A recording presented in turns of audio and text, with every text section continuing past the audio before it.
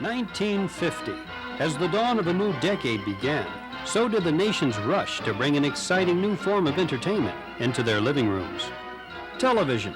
As more and more rooftops began to sprout TV antennas, the entertainment once found only in movie theaters made its way into America's living rooms. There were westerns. Groff. Stanley Groff. Comedies. Stanley Groff.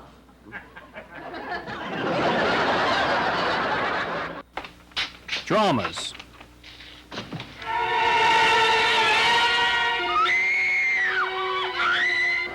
Sporting events. Gallardo is in real trouble. Cops and robber programs. Racket Squad. And, of course, science fiction.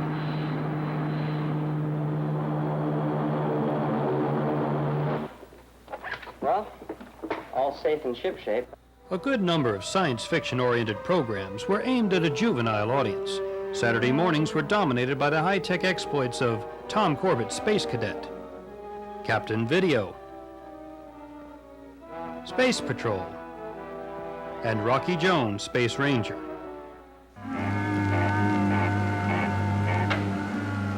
Check 3 o'clock, Rocky. I think there's a meteor pack bearing down on us.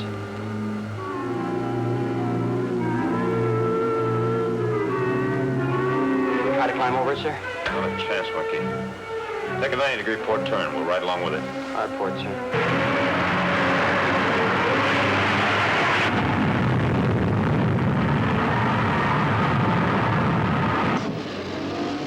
The Adventures of Flash Gordon made its way to the airwaves in 1953. I don't understand it. First Isis, then Osiris, Mithra and Bacchus shattering in space. It's weird, Doctor. Crazy. 4 planets blowing up in rapid succession.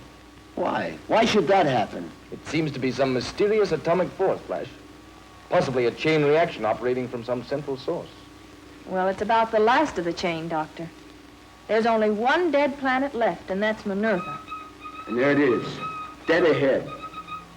The out-of-this-world science fiction programs came down to earth as the finely crafted science fiction anthology, Science Fiction Theater, debuted. Hosted by Truman Bradley, the series presented some of the most imaginative science and speculative fiction stories to emerge in the 1950s. But the program which has endured and is possibly the favorite of most 1950 science fiction fans is Superman. From 1953 through 1957, The Exploits of the Man of Steel was a program not to be missed. Superman's sponsors were quick to capitalize on the television hero's ability to sell their products. Every place I go, I see that favorite new cereal of mine, Kellogg's Sugar Frosted Flakes. Look. You just can't be Superman, and that's all there is to it. Why not? Well, for one thing, you're a girl. And that's not much of a reason. Well, I know something you can do that Superman will sure like. What? You can have some more Kellogg's Sugar Frosted Flakes. Superman says they're the best. I like them the best, too. Hey, I know. Since you like Sugar Frosted Flakes, you can be Supergirl. You see, kids may argue, but never about Kellogg's Sugar Frosted Flakes. The face of science fiction television changed somewhat at the close of the decade, as more sophisticated and adult anthologies debuted in 1959. The Twilight Zone was hosted by author Rod Serling. The weekly anthology leaned heavily upon science fiction-themed episodes. During the series' successful 5-year run, a host of robots, alien invaders, and futuristic inventions were introduced to viewers.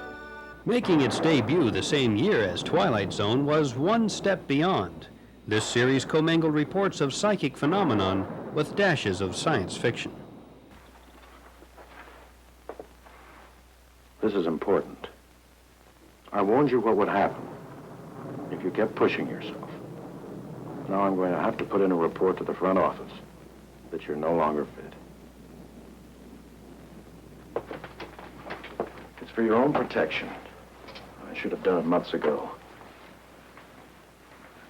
I'm sorry, Alex. But I have to do it. If you take care of yourself, proper diet, proper rest, or you can live as long as anyone else, and even come back to work eventually. If you don't, you'll be dead within 6 months. You're wrong. I only wish I were, Alex. Look, you take this envelope back to your own doctor. Have him get in touch with me. I'll only be too You're glad. wrong. I don't have 6 months. I don't have 6 days. I'll be dead by tonight. Alex, it's true your condition is serious, but not that. When I was standing there at that wheel, it was like a million colored lights exploding in my head. That's symptomatic of a stroke. No. Suddenly, I knew I was going to die. Doesn't matter what I do. I'll be dead by tonight. I know it. While One Step Beyond dealt with the more intellectual aspects of science fiction, the fans of science fiction at its wildest were gifted with the space creature-infested series, The Outer Limits. Complex creature makeups and special photographic effects were a highlight of most episodes. The popularity of the program helped usher in a series of science fiction TV shows by one of the most prolific producers of the science fiction genre, Irwin Allen. During Irwin Allen's reign at 20th Century Fox, the imaginative producer brought a number of programs drenched in science fiction. His production of The Time Tunnel followed the adventures of two scientists who were lost in the mechanics of a time travel device, traveling at random and finding themselves at such historic sites as the Alamo and on board the Titanic. Allen cast Richard Basehart in the role of Admiral Nelson in the television incarnation of his successful feature film, Voyage to the Bottom of the Sea. For 3 years, the crew of the atomic submarine Seaview were menaced by undersea monsters, dinosaurs, underwater visitors from space, and several ghosts with an adhesion to the sea. Another Allen classic was Lost in Space, starring Guy Williams and June Lockhart. The series recounted the adventures of a family who were to begin colonizing outer space, but when their spacecraft is sabotaged and thrown off course, they are destined to journey from planet to planet, dealing with multitudes of space inhabitants. While Irwin Allen Productions was transforming 20th Century Fox Studios into a science fiction program assembly line, another program quietly began filming at the studio, one which would ultimately become the most popular science fiction program on the air, Batman. Comic book heroes Batman and Robin, with their futuristic car, the Batmobile, and an amazing assortment of crime-fighting accessories, became a pop phenomenon in 1966. Holy Guadalcanal, Batman! What now? What now? Why, everything's new as Batman and Robin battle crime with a battery of wonderful new Batnovations. The Batcopter, the Batboat, the Batcycle, and Flash, a late bulletin from the Cape. 3, 2, 1. The Bat Rocket blasting off. Adam West starred in the title role as Batman, with novice actor Burt Ward appearing as Robin, monitoring crime from their high-tech secret underground laboratory, the Batcave. The dynamic duo, as they were to become known, would immediately mobilize when summoned by the police chief. Crime ran rampant in their fictitious Gotham City. The warped villains on the series had a true love for crime. They reveled in their villainy. Wonderfully overplaying their roles, the villains had many viewers cheering them on. See the dynamic duo dangle from new heights of danger. Careful, Robin, it's quite a drop. See them batter their way through new bat ventures with old friends. Correction fiends. Holy dark Tangent. I'm not just pussyfooting around this time, Batman. Week after week, the Cape Crusader copes with the tricky traps of vicious villains. Will the time arrive when the Cape crime fighters come too close to the jaws of death? Holy metronome, what a fate! Punched in the player piano rolls. Meet their wild, weird new Batversaries, the archest criminals of all crime. Batman's ever-colorful array of adversaries read like a Hollywood who's who. Most notably, there was Frank Gorshin as the Riddler, a maniacal villain who taunted Batman and Robin by leaving cryptic clues foreshadowing his latent crime. Veteran performer Cesar Romero appeared frequently as the Joker. This villain's wild pranks usually meant life-threatening problems for Batman and Robin. The Penguin was played by Burgess Meredith. The Penguin kept a foul gang ever near to do his evil bidding. The Catwoman. Julie Newmar was the long-legged sexy nemesis who many suspected had romantic inclinations towards the Cape Crusader. In addition to these regular villains, many other major stars appeared as guest villains, such as George Sanders as Mr. Freeze, David Wayne as the Mad Hatter, Victor Bono as King Tut, Roddy McDowell as the Bookworm, Art Carney as the Archer, and Vincent Price as Egghead. With an ever-mounting number of adversaries, the dynamic duo soon became the terrific trio. In its third season, Batgirl joined the crusade against crime. Fear not, America. They are still on duty, that legendary duo, still humbly withholding their true identity under the guises of a noble flying rodent and a commonplace backyard bird. To the Batmobile. But what's this? That's no tricycle, citizen. Holy femininity. Batgirl. Batgirl? Batgirl. Batgirl. Zap and zonk. Biff and splat. What reassurance in those sounds. Well, the dynamic duo now becomes the tremendous trio. But even the welcome addition of beautiful Yvonne Craig couldn't save the Batman series from being canceled at the conclusion of its third year. Of all the stars ever to shine on the televised science fiction horizon, the brightest was a creation of producer Gene Roddenberry called Star Trek. The premise was simple: a spacecraft exploring the heavens, providing the background for 3 seasons of thought-provoking episodes.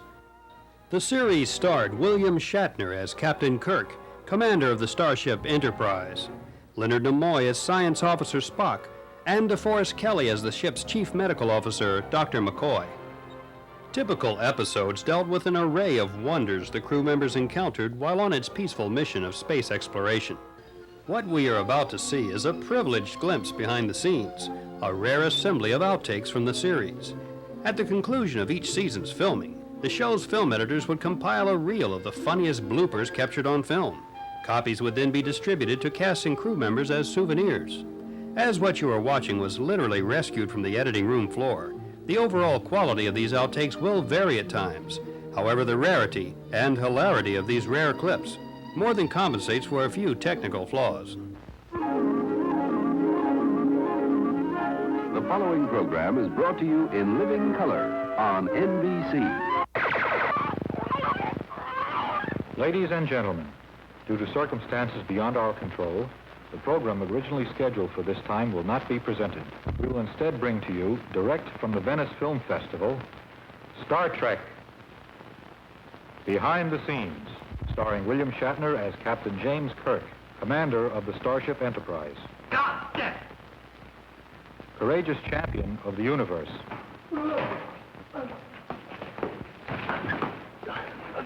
You don't want to tell me what I know. I'll kiss you.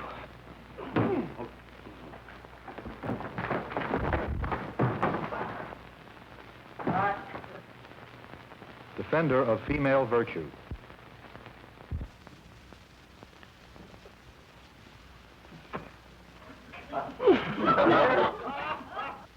Loved by all, envied by some.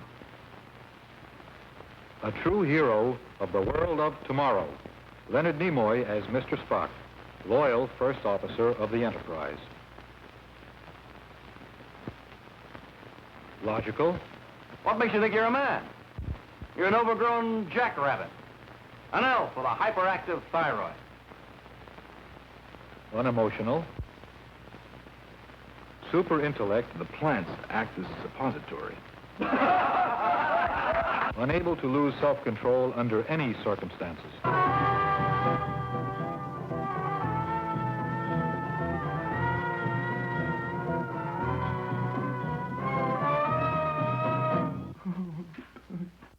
Forrest Kelly as Dr. McCoy, dedicated to his profession.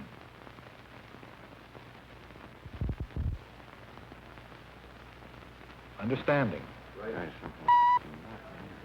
A well-adjusted man. Promoter of physical fitness. Well, girls, I suppose you can turn up something. And our supporting players, the Monsters,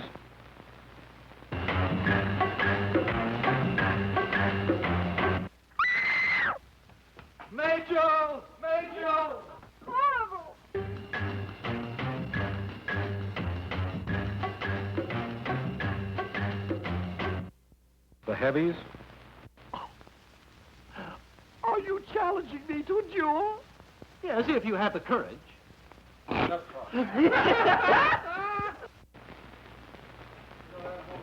Festival! And last but not least, the girls. He thinks the public needs it. Lieutenant, put B-deck on audio. If you say so, Mr. Spark Sugar.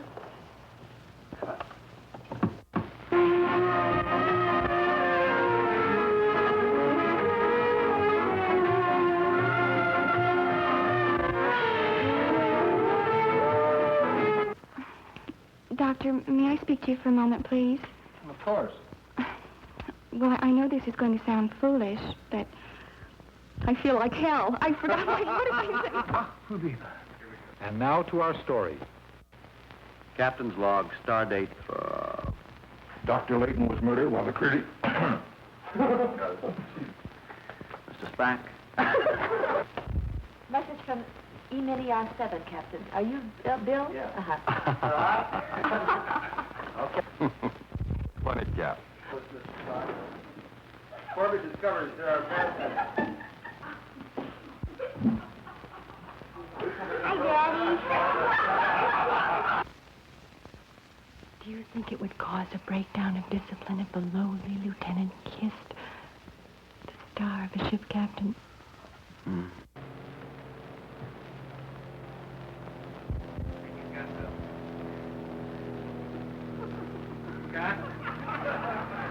Cue track.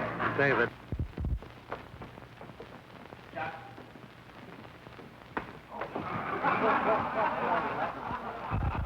Save it, please. The people die, but the culture goes on. You mean to tell me that was quite a thing you told me? You have no right, and we have the right, but you have no right. Because we're the right, and you're the right. This is a shit's drunken occasion, isn't it? What's going on here?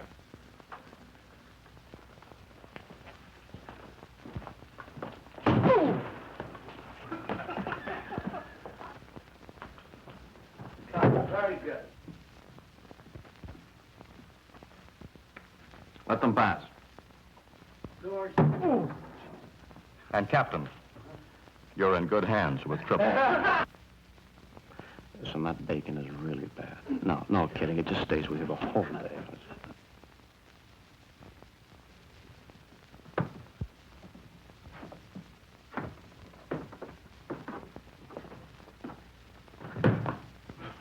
Once again.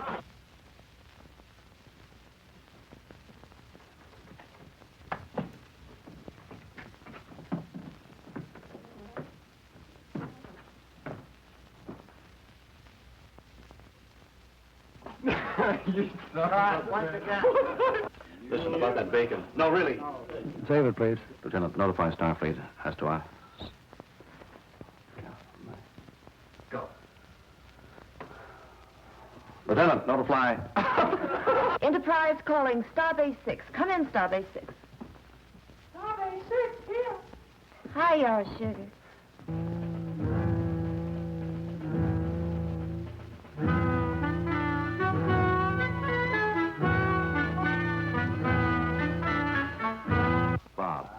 Bob, don't cut. Don't cut. Bob Jesper, I'm going home now. I'm going to spend 3 hours on the makeup table putting this makeup back on. And it's your fault. Think positively. Spock to Enterprise. Spock to Enterprise. Come in, Enterprise. Enterprise, Lieutenant Uhura.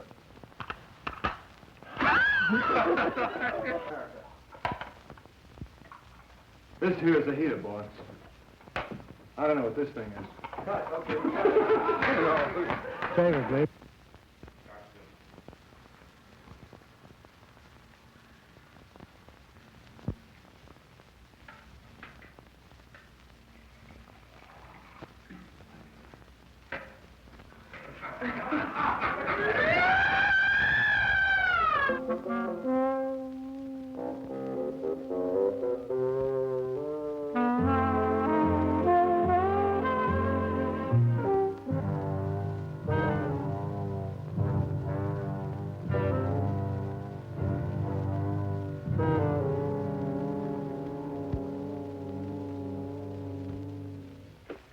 damn Indians.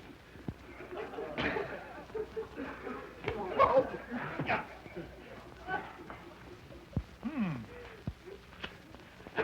don't have to find out what's the matter with it.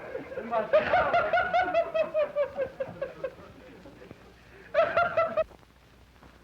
If they refuse to move out on cue, screw them. Favor, please.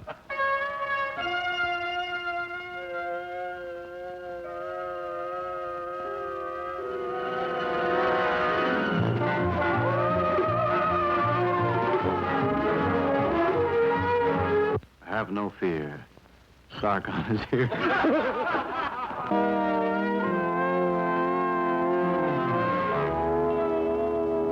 I want you to know, in the rushes, I am doing this shot under protest. Would you like to do it again? Don't anybody move. Stand back. I don't know about you, but this is not the way it was run. I want to know.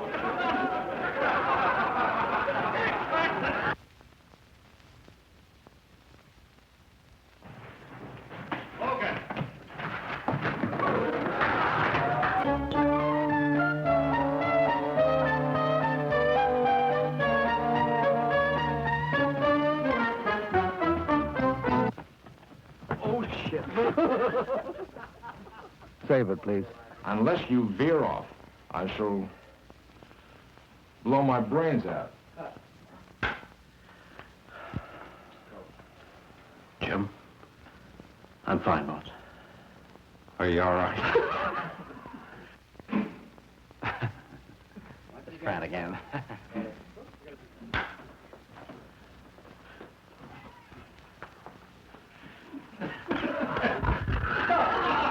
Save it, please.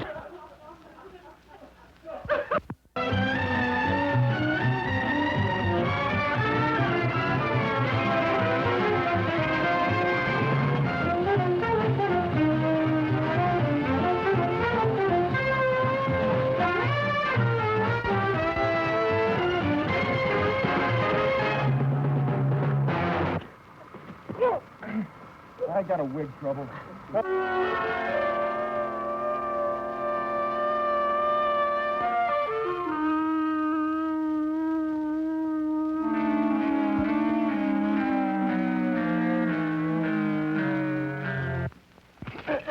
Hurry. Hurry. Oh, I thought you were going to curl my... Save it, please. I beg your pardon. Then hold your position. We're locked onto your coordinates. We are prepared to beam you aboard. Captain, you forgot all about the environment and all that stuff. Do you want to really do that?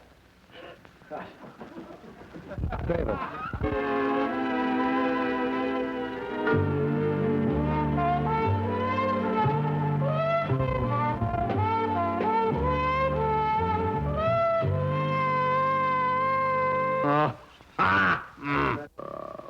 Captain, are you all right? You sound tired. Acknowledge, Captain. Is everything all right? Okay. Somebody help the captain! May our 5-year mission expand to 10, and the gallant crew retain their nobility as the royalty of the final frontier.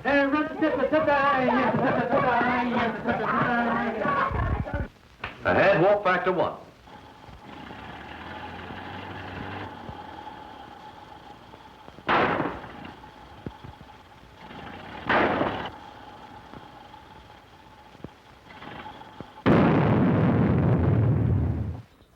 Following the 3rd season of Star Trek, the series was canceled. However, in the minds of multitudes of Star Trek's followers, the series could not die.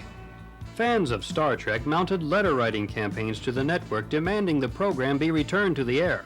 While their efforts failed to renew NBC's interest in the series, the letters did demonstrate that there was enough interest in the program to spin off a theatrical motion picture based on the television series.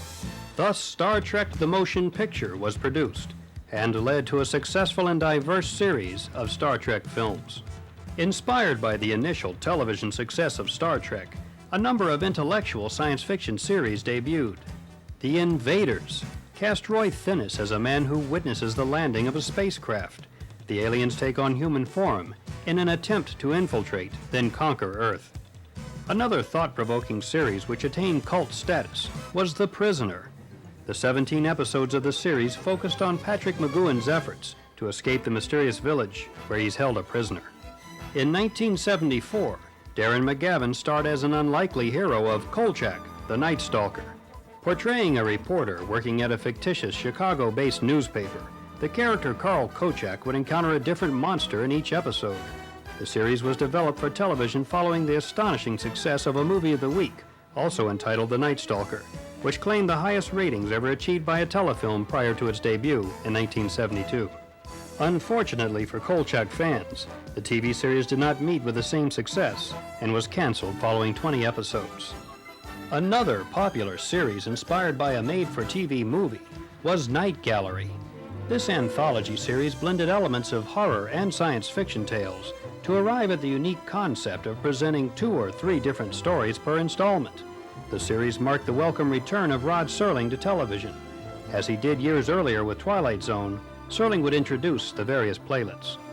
The next 15 years saw a smattering of attempts by television to revitalize interest in the science fiction genre series.